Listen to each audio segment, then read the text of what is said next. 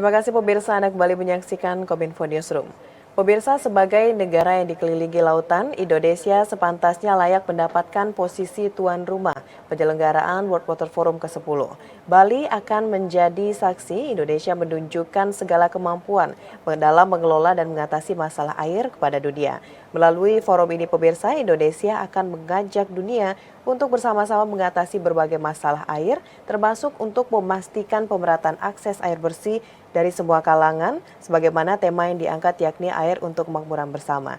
Dan pemirsa, untuk membahasnya lebih lanjut, kita sudah terhubung bersama dengan Asisten Deputi Pengelolaan Daerah Aliran Sungai dan Konservasi SDA Kemenko Marves, Bapak Muhammad Saleh Nugrahadi. Selamat malam, Pak Saleh. Selamat malam, Mbak. Baik, salam sehat ya, Pak.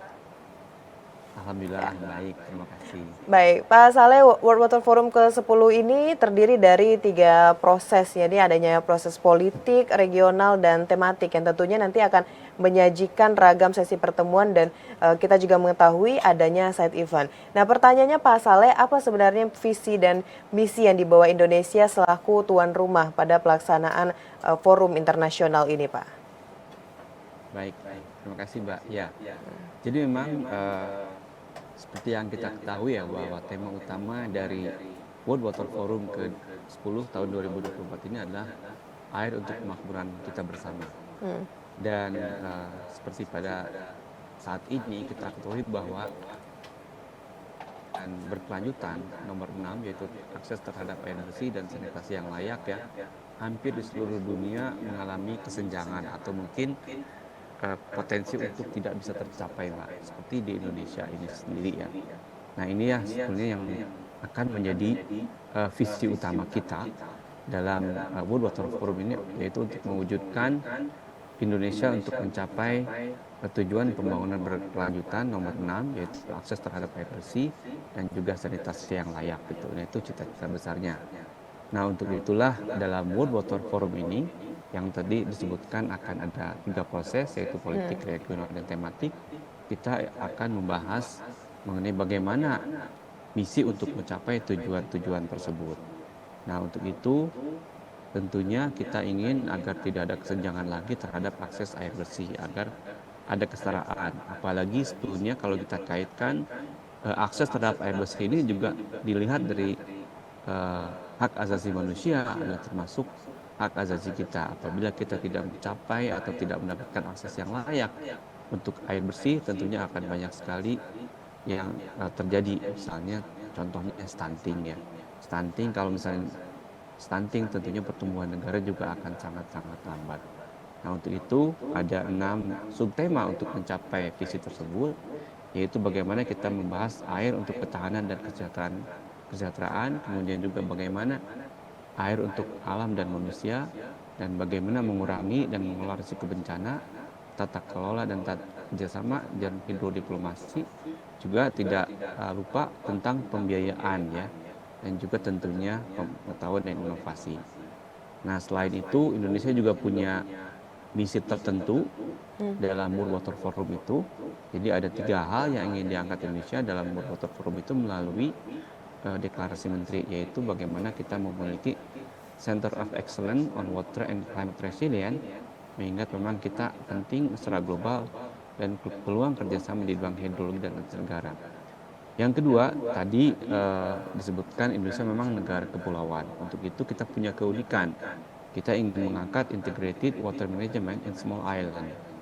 Dan yang ketiga, kita juga punya ribuan danau, dan kita ingin mendeklarasikan pentingnya World Lake Day ya sebagai isu, karena memang danau ini adalah salah satu sumber daya air yang harus kita pelihara. Nah, itulah yang kira-kira yang ingin kita angkat sebagai visi dan misi dari World Water Forum ke-10 ini, dan kita harapkan apa yang kita hasilkan dalam pertemuan penting ini juga bisa kita angkat ke forum yang lebih besar, yaitu untuk United Nations General Assembly di New York nanti. Itu kira-kira, Mbak.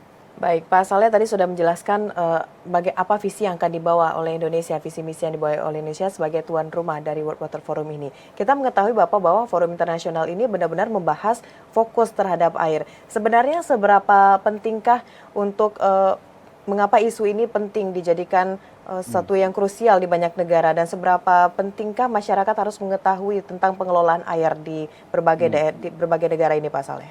Ya, oke. Nah, ya terima kasih Mbak. Jadi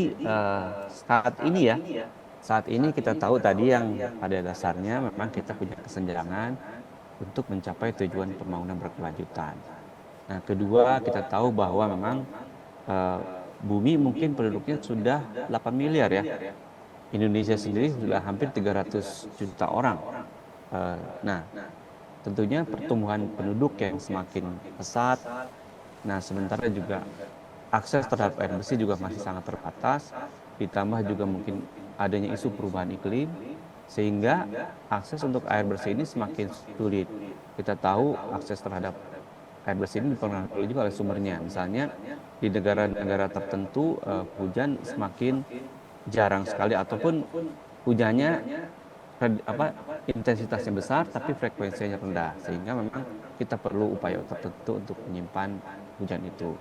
Nah, kemudian juga kita tahu bahwa air juga adalah tadi hak asasi manusia, sehingga memang kita harus pastikan kecukupannya. Terus kemudian juga saat ini mungkin 3/4 dari kejadian bencana di dunia ini justru adalah bencana-bencana yang hidrometeorologis atau bersifat berhubungan dengan air. Jadi memang ini sangat penting. Nah, data menunjukkan dari UNESCO ya, sekitar 1,7 sampai 2,4 miliar masyarakat global perkotaan mengalami kekurangan air tahun 2050 nanti. Dan juga masih ada 4,5 miliar masyarakat memiliki akses terbatas pada air bersih. Dan juga bahkan 2,1 miliar masih memiliki akses terbatas terhadap air minum. Indonesia sendiri mungkin masih 20 aja yang memiliki akses terhadap air yang aman ya Mbak ya. Jadi memang itu ya yang menyebabkan memang isu air ini sangat penting untuk bisa dikelola secara bijaksana, dan untuk itu kita membutuhkan tentunya kebijakan yang sangat efektif, kemudian juga teknologi dan juga kerjasama internasional untuk memastikan bahwa kita punya ketersediaan air yang memadai untuk seluruh masyarakat. Nah, kira-kira itulah yang kenapa air ini penting. Nah, selain itu juga kita tahu adanya tekanan terhadap dari sumber daya manusia ini, tentunya juga ada banyak isu pencemaran, Mbak.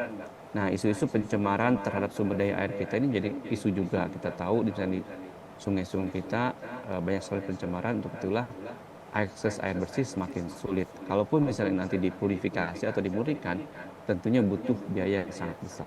Baik, Pak Saleh, terkait dengan akses air bersih di Indonesia saat ini bisa dikatakan belum merata. Nah, menurut data yang kita peroleh, masih 20% masyarakat Indonesia yang mampu mengakses air bersih. Terkait dengan hal ini, Bapak, apa yang bisa ditawarkan solusinya oleh pemerintah? Ya, terima kasih. Betul, memang akses terhadap air bersih saat ini sangat terbatas ya, dan itu memang banyak hal. Memang di Indonesia sendiri tentunya akses terhadap air bersih itu selain juga memang sumbernya yang berbeda baik secara geografis maupun juga kondisinya, tapi juga mungkin memang termasuk juga tantangan-tantangan untuk infrastruktur yang belum rata dan juga pembiayaan ya konsekuensinya.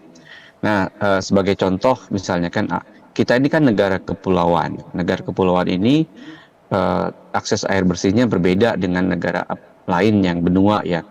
Contoh, jangankan itu misalnya di Jawa pun juga tentunya berbeda. Nah, tentunya tantangan yang kita hadapi juga berbeda-beda. Selain itu juga ada daerah-daerah tertentu yang memang sumbernya minim. Sebagai contoh di NTT ya, di mana sumber hujannya sangat minim dan daerahnya tandus, mungkin kita perlu upaya yang lebih dari itu. Nah, untuk itu misalnya kita sudah memprogramkan ada 61 bendungan baru yang gunanya adalah untuk menyimpan air semaksimal mungkin ya. Apalagi misalnya dalam kondisi sekarang kan bendungan ini kan harus kita atur sedemikian. Plus pemerintah juga sudah mencanangkan akan ada pembangunan 11 lagi tambahan bendungan itu. Jadi yang pertama tentunya meningkatkan prasarana penyimpanan air ya, misalnya dengan bendungan. Nah, kedua juga untuk prasarana lain seperti untuk perpipaan itu juga kita siapkan. Dan untuk itu memang tantangan utama adalah pentingnya pendanaan atau ya pendanaan ini.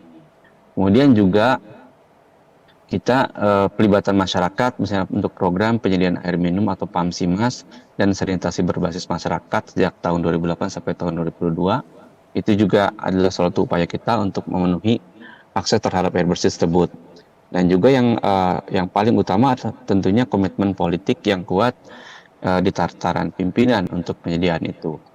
Dan yang untuk pembiayaan saat ini selain juga APBN kita juga mulai dengan KPBU atau mungkin yang sekarang sedang populer yaitu tentang bauran pendanaan atau kita sebut biasanya blended finance ya.